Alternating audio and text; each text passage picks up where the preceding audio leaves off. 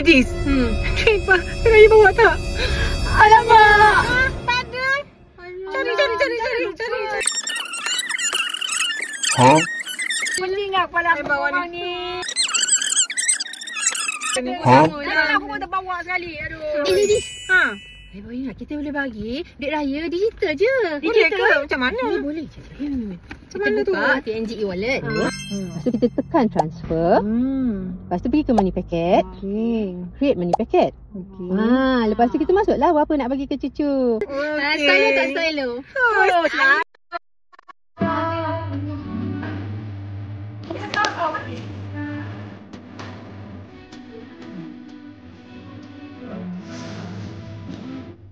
Sudah rekod ni, you boleh macam kontes kat TNG Warrior. You boleh share video you dekat Instagram, dekat TikTok. Boleh mana 500 tau. Oh, ya ke? Nak join lah.